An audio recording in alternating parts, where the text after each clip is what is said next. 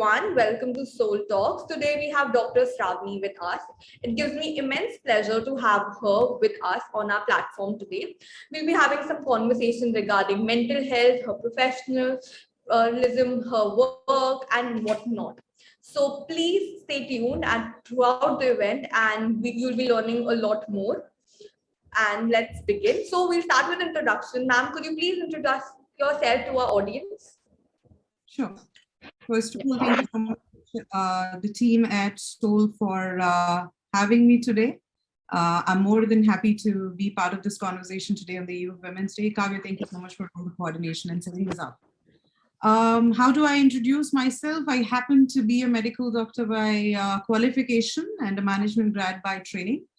But most of my career span has been into clinical administration and management and non-clinical management rather than clinical practice per se. I've spent time across pharmaceutical management, ed tech delivery and medical education, home health, and currently into the health tech domain. This is my professional journey. Parallelly, I also oversee a family pharmaceutical business. So that's something I've always done. And activism is something, social activism is something that I've always been passionate about. Well, otherwise, I'm a doting mother to a 6.5-year-old, and that's me. So, as on this occasion of Women's Day, so my first question to you, what would your message to be for the women of our society? Women of our society, the current women, or? Ma'am, the current women, the new generation, the women of our society. So what message would you like to give to them? The reason I asked that clarification, Kavya, I think, there are different sets of women today, right, generationally. So it depends who we are addressing. So if we are talking about the Gen X today or Gen Z, whatever you want to call it, you belong to that group. If that's the advice you're asking for, what do I want to tell them? I think there's one message I've been saying repeatedly across past week, all the videos, and my YouTube video also says that be unapologetically you and just be you. There is no other way, to move forward in the current generation if you're not you. And what I mean by being you is, every decision that you make, every situation that you face, you've got to be you 200% without any facade. That's the only way. Authenticity and being you is the only way that will get you out of whatever that you get into. The more you depend on anything external of you, I think that's where you get stuck. So that's what I would say. The younger woman, one is be you, with or without makeup, doing whatever you're doing or not doing, having something or not having. Stop externalizing anything outside of your life and internalize things. And I think that's the way to go. That's all they need. I think the current generation is fantastic. They just need to know that they can be you and they're still okay. Absolutely. The reason behind I asked the question is because I wanted the advice for myself only. And having it from somebody like you makes it a little better. So I became a little selfish and I centralized it to the current gen, because I'm going to get some advice. So shall we move forward? Please, go ahead. As we're talking about the current generation, the new generation is about a working woman who is not scared to be a housewife, who's neither scared to go out and work. But if we go little back in time, where woman was considered to stay in the kitchen and was meant to do the household chores, what would you comment about that? What do you feel about that situation that was there, the mentality that the Indian society had about women? You know what pains me, Kavya, is the way we kind of, generalize these aspects. There is an earlier generation talk that we talk about where we talk about women who are restricted to the kitchens, are, they're known for nurturing and managing households. And that's what we speak about and complain. Right. On the other extreme, right, there is also the current talk is all about, you want to go out there and win the world. Right. It doesn't have to be either, And it's unique to each woman what she chooses to do. If I, as a woman, love to manage my household, it should be okay. Parallelly, if I want to get out there and, put food on my table, that should be okay. If I want to raise a child or not raise a child, it should be okay. I think it never has to be either. The beauty of being a woman is this, right? Each of us is so unique that's what I said, you've got to be you, whatever that you is, right? And you got to make those decisions and choices. Absolutely. So I don't think you should compartmentalize womanhood like that we belong to. I think we're amazing cooks. We do what we do the best at home, but we are, I think, doing great out there in the boardrooms as well. Or if we are flying in the sky, I don't have to choose. You don't have to choose. So it could be both. It could be either if you wanted to, but it shall be your choice. Absolutely. Like you were saying, if I am a good cook, it does not make me more of a woman. And if I'm a bad cook, it does not make me a less of a woman. Absolutely. Yeah, absolutely. And I think people like you who believe in this ideology is absolutely the correct form of understanding a woman's life, because whatever choices we make, it's going to be our choice at the end of the day, and we're entitled to it, no matter, even if it's staying at home or stepping out, as you quoted, it's just the same. And I think as women, we need to make a choice, not let the society make it for ourselves. Absolutely. So, shall we move on to the next question? Ma'am, as you said, you are a mother to a 6-year-old. So, do you feel that sometimes you need to step back a little because you need to raise a child and be a working woman? Do you feel the society give you the pressure that you need to be more outlook towards your child and less towards your career? Do you feel that some stigma or pressure is there when it comes to this? Now, that's where my very first statement, where I started off with the advice to the current generation, which is the advice I would give myself any day. And that's what I've been doing, I think. I think when your choices are yours, right? And Right. You're not biased. We talk about today's theme about Women's Day is breaking the bias, right? But I think the biggest biases run in our own heads. And the strongest form of bias is this, right? The question that you just asked, that somebody else gets to put that pressure on me, somebody else to create that stigma for me. Your question is, do I feel pressurized about being more maternal to my kid than being the working woman that I am? Now, that only becomes a reality in my life if I allow that stigma to get into me and make that choice, or let them make that choice. Now, here's my 2 cents from my life, right? Did I ever feel pressurized doing both the things? I don't think so. But one thing I've been very, very extremely lucky is the family that I'm a part of. The men in my family have been extremely supportive. Very, very supportive, be it my father or my late husband. Both of them always, helped me believe that we could conquer the world. Now, Right. that becomes a very big support system. The reason I say that in Indian context is because a lot of women, young women especially, of today's age also, cite these reasons for not being able to manage both the worlds, that they don't get enough support from the family. Now, I turned out to be lucky. But having said that, today, not having that support, both of them gone, does it make it any difficult for me or different for me? Well, it does get tough initially because you want to kind of again restart the gear, right? Which is already set and you want to get back onto the track. But I don't think so. But what is important is this, and what helps is this: how strongly convinced you are about both of your roles and both of your journeys. I equally want to be the mother that I want to be, and equally want to be this who I want to be with you right now on this talk. And if I'm strongly convinced about that, I think we will always figure out ways to manage it. So I don't think I feel the pressure and stigma at all. I don't say I'm a great mother, neither I'm going to say that I'm a great leader or a narrator when I speak to you. But both are equally important. I enjoy doing both of them, and I'm making an attempt at it, and an honest one at it. Absolutely. Hands down on that note. So let's move forward.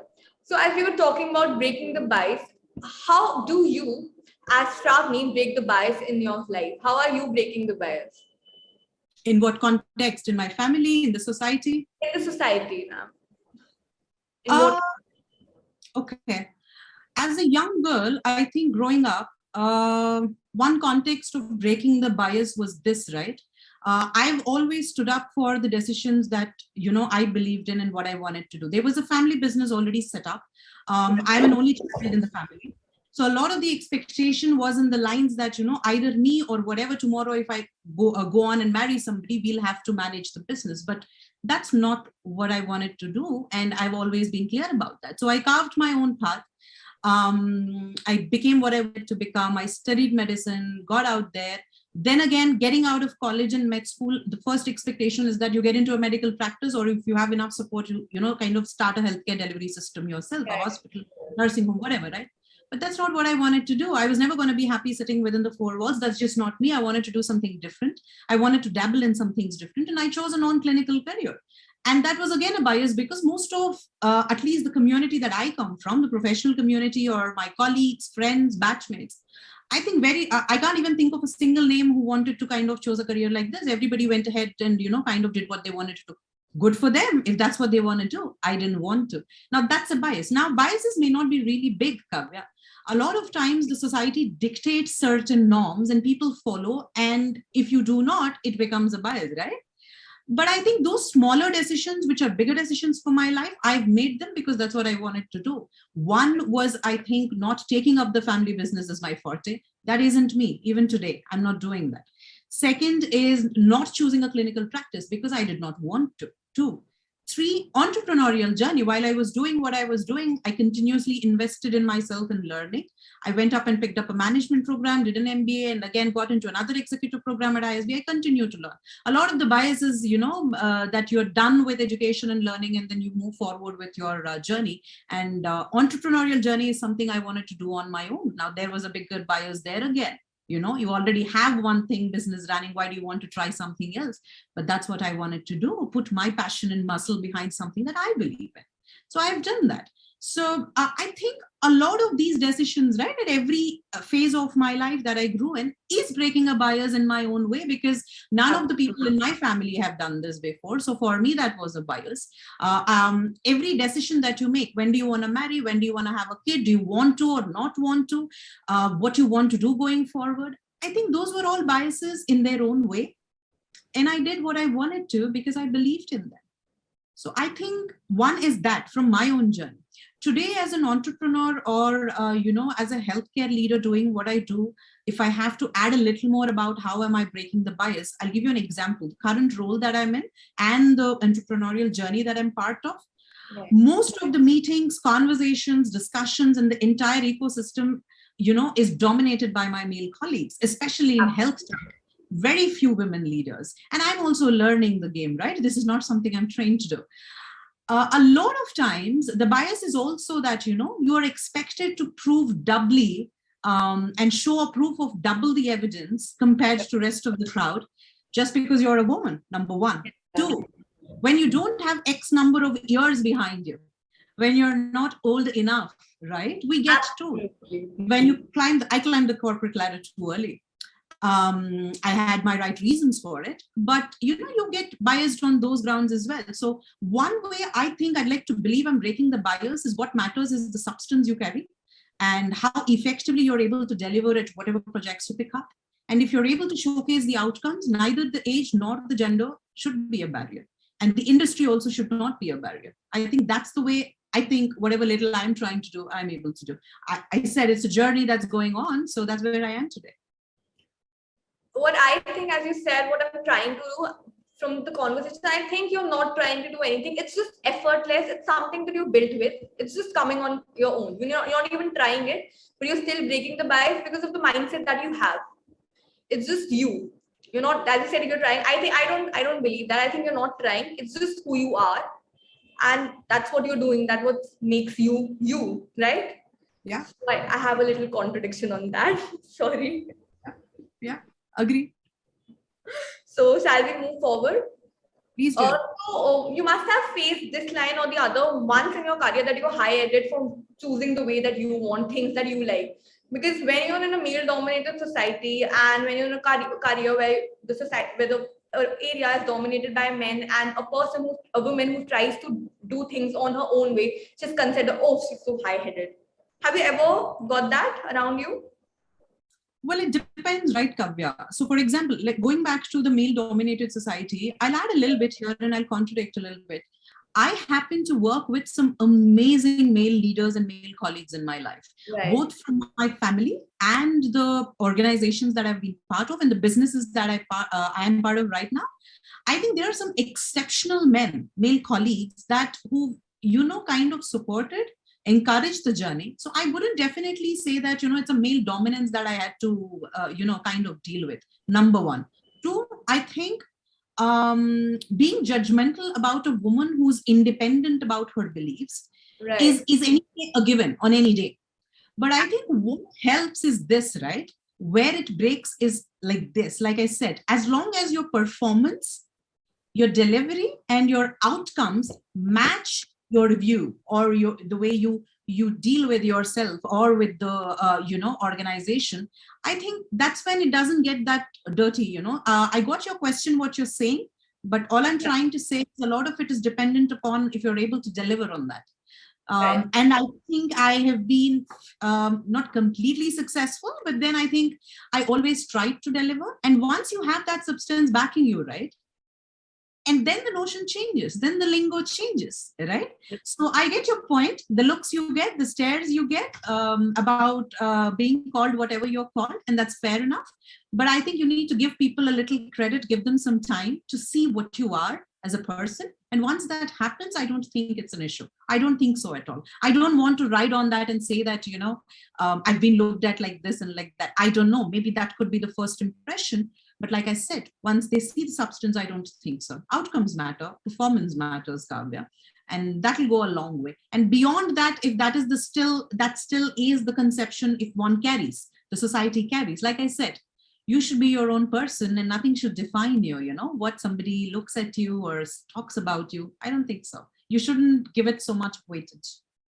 Do you think women has to play a little extra effort to get the same position as men sometimes when it comes to a professional life?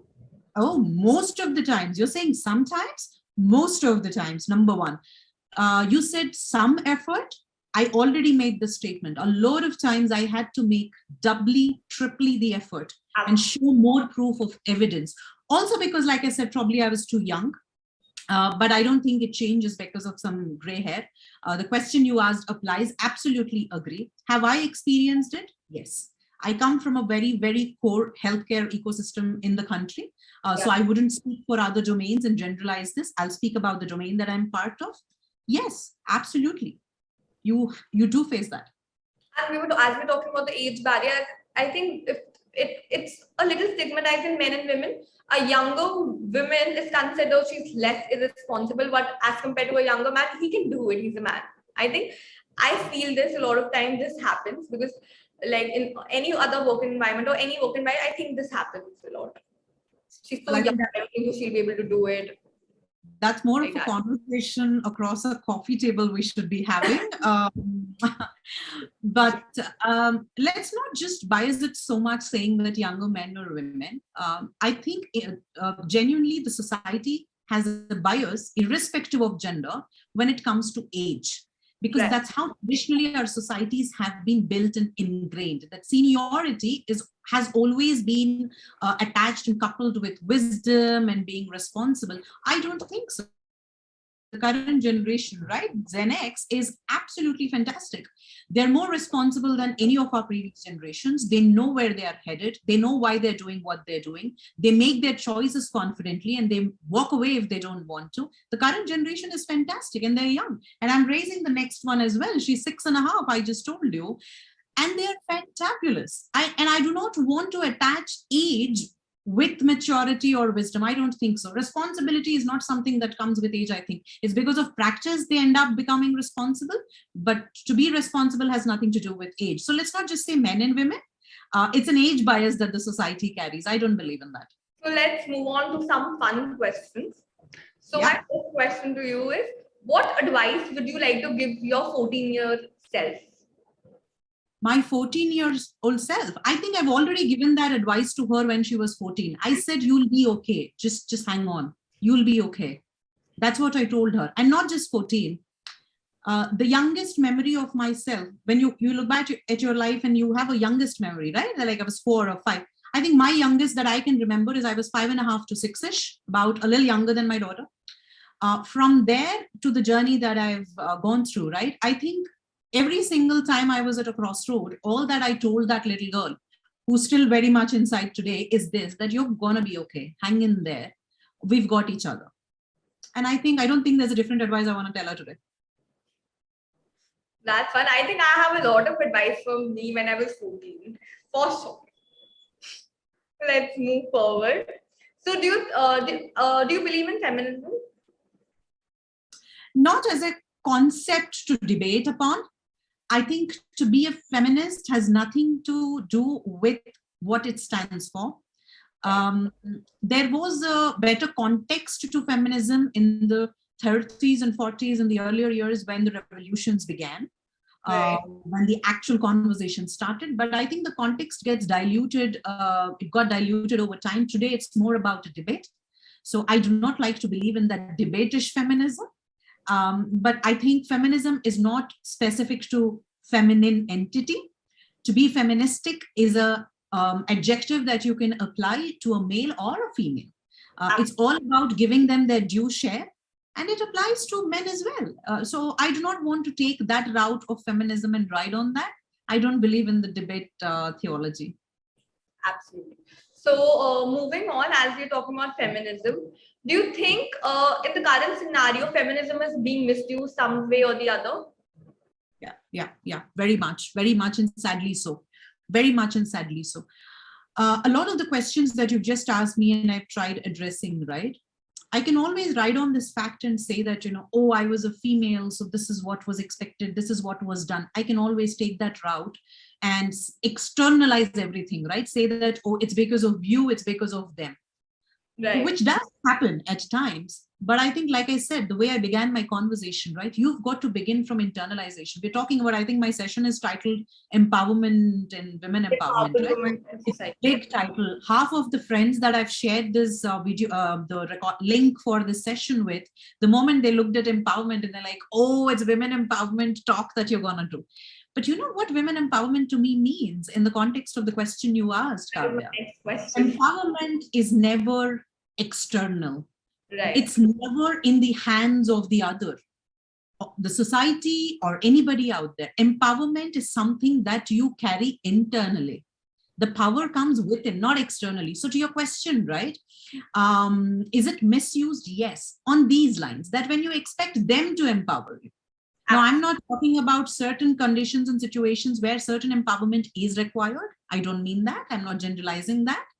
But if we have to talk about you and me, right? Our empowerment is about what we carry within our hearts, and nobody else can ever empower you. Don't give that power, first of all, to anybody else. So it's being misused because the concept is, used like this, Right. But the moment you internalize this, I don't think you will see it like that. You can't misuse it because feminism is all about who you are, not who they think you are. Right. So moving on, do you think to bring out gender equality, we don't need equality, we need equity? Again, a hot trending topic. Everybody wants to talk about it. Big terms, equality, equity. Here's my take, right, Kavya? Everything is not black and white. It depends on the situation, the context, the scenario. Equity is something I would rather go for because equality is delusional. It fools you. It fools you. I don't think I would want to be equal. It doesn't have to be an equal conversation as long as it's equitable. That's still okay. It's contextual. That's what I'm saying. So probably equity is what we want to go for because opportunities is where the future is. Unless you get an opportunity, you won't be able to showcase any outcome. Equality, like I said, it can be misleading. Right. I think I would have a similar take on that. I believe equality should be given when we have both equal individuals at some or the either it's a cerebral capability, physical or whatsoever. At some point or the other, if both the individuals aren't equal, then we cannot go for equality. It goes delusional. Equity is something that I would also go for. I don't know why, but main thing is just to get them equal. We cannot give everything equal. We need to make some ups and downs so to get them on the same platform. And why does it have to be? It doesn't have to be about equality at all, Kavya, for another reason that any two individuals, right, irrespective of gender, male, female, or two females or two males, equality becomes very, very imbalanced if you generalize it, right? Like I said, very contextual. Sometimes you might be the higher being or the other person in context to the situation, and that should be okay. That's why I said feminism, I have a different take on that. Moving on. So, mental health is a taboo in our country. We do not take it seriously. If it's a general physician, we don't mind flaunting of the prescriptions. But when it comes to a mental health practitioner, the finger goes onto a lips. You don't need to tell anybody, I'm going to a psychiatrist, I'm going to a psychologist. It becomes like a trauma to them. Because the society starts calling them, oh, ये तो पागल है, oh, इसका तो दिमाग खराब है. This is something that the society has to take off if somebody goes to a mental health practitioner. So do you believe our society has created a taboo around mental health? The society didn't have to create a taboo. I think from time immemorial it existed. Like I said, anything that doesn't fit into a set norm in the society, right? It's the herd mentality. If some norm is set in the society, and if anything that diverges from it, anything, not just mental health, right? Anything that diverges from the set norm of the society, kind of takes that toll. And that's why we have taboos about all such things, including mental health. So is there a taboo in the country about mental health? Absolutely there is. Second, where does it stand today? Because there's so much talk about, one thing you mentioned is, people are concerned about what they get called, right? Let's not use the terms what they are, but whatever they are, right? They get judged and they get called certain things. And that's why one doesn't want to kind of, go out there. I think even before that, I take a step back, Kavya. I think there's a lot of gap today in terms of acknowledging the issues as well. You are talking about taking an action about it, right? Going to a counselor. I'm talking about a step back. Are we as a society even ready to acknowledge? Forget the society, you and me, right? Do we know, we talk a lot about it, but when it arises in our lives, do we even acknowledge it first? To act on it is secondary. A lot of times acknowledgement becomes an issue because we are not taught to acknowledge certain things in life. We are not taught. When we raise our kids, we don't teach them that, so first issue is the acknowledgement itself. There is awareness definitely that's being populated by platforms like these, organizations like these. There's a lot of talk about mental health in the past decade ever before. But are we there yet in acknowledging it? I don't think so. And I speak for educated, literate community. Forget about the others. I'm talking about people like us. How many of us even acknowledge it? Number one. Second is then taking an action about it where the concerns you've raised come in, right? They're worried about the biases, the titles, the things that they'll get called. I think that's secondary, there's a different way to address that. But I think acknowledgement is something where we can focus on, number one. Secondary issues can be dealt with later, I think. That's a bigger issue to me today. As I look at my colleagues, family members, people I work with, I studied with, different age groups, men, women, all of them equally, some of them extremely successful and powerful in lives, struggle with acknowledging the mental concerns, and that's a bigger bias, I think. And that's why I said it's in our heads, irrespective of the gender. Yeah. So my next question, which adds a lot of conjecture to the conversation, is: do we actually need the theme break the bias? Why can't our society understand the fact that whatever you do is normal? You're not breaking the bias. You're just behaving the way you like. Do you think we don't? Which is exactly how I answered my question when you asked me, how did I break the bias, right? I don't think I set out to break anything. I'm an individual, a girl growing up, 13, 14, 18, whatever age that I was. Here was I as an individual. I wanted to make a choice about my life in everything that I did. Now, society, family, everything around becomes the environment in which I will have to make those decisions and I will have to live with them, right? Now, one thing is for me to believe in the decisions that I take and then stick to them, good or bad, right? Everything doesn't turn out for good, right? Some things don't work. But as long as you're making that decision, you're standing by it, when tomorrow things work or don't work, you still don't regret because it's your own decision, right? You've not let somebody make that for you, right? So I don't think breaking the bias is what I was looking at. Breaking the bias is not something that you and I should look at as a phenomena or the next big thing that we should talk about. I think it's about living your life as per your choice, being you, and not being driven by anything that the society demands you to be. Now, I'm not saying go against the norms of family or social life or whatever, right? Wherever you don't agree, do you still choose yourself? and take that decision forward. I think that's what will eventually create a better community for both the genders. I don't think we should be holding on to a flag saying break the bias and do a big noise about it. It's about be true to yourself, be authentic, be you, and the society will automatically become a different place and a better place for everybody tomorrow. I think we don't need the urge to go to the society for every decision we make. I think the only urge we should have is to go to our heart or head and just make sure that we are okay with it rather than running towards the society for some acknowledgement about it. What do you think? Yeah. I think this is another self-bias that we carry, right? The point that you made. A lot of times without knowing, right, when we make a decision and a choice, a voice that comes in the back of your head is this: oh, would they be okay with it? Absolutely. My group be okay with it? Would my friends be okay with it? Would my, I don't know, blah, blah, organization be okay with it? And these are unconscious biases, Kavya, that we carry, And a lot of times our decisions get influenced by these biases. So it's very, very important to think, have that filter out of your head that, is this something I want to do? Would I be happy doing it? And would I be comfortable doing this? Is this what I want to do? And the answer is yes. And it is not going against the basic culture, the norms of the society's functioning.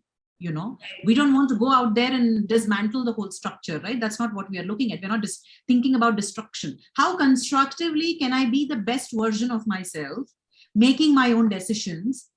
And even if the entire society is not okay with it because it's not the norm and I'll be biased, we should be okay with it.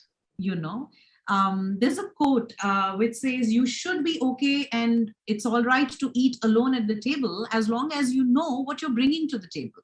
And what you're bringing to the table is worth bringing for your own self and for the table and everybody else. It's all right to eat alone. So thank you so much for being here. I had a wonderful conversation. I didn't feel like it was an interviewer, so it just absolutely felt like a coffee to me. And thank you so much for being with Solh. And I hope to see you very soon. Any signing off message, ma'am, do you have for our platform or for me? No big messages. Like I said, I'd like to keep it simple. What I wanted to share today was about, how I tried getting through my years as a woman, as an individual. All I want to say, what I started off with is be you and the world will adjust. I'll make sure I keep a note and I'm going to try to be a better me and more me. So much. It was lovely talking to you. Good luck to Solh and everybody out there. Have a lovely Women's Day, all of you. Bye-bye. Thank you, ma'am. We had a great conversation. Hope to see you very soon back on our channel. Thank you, everybody, to all of your viewers. See you for the closing ceremonies.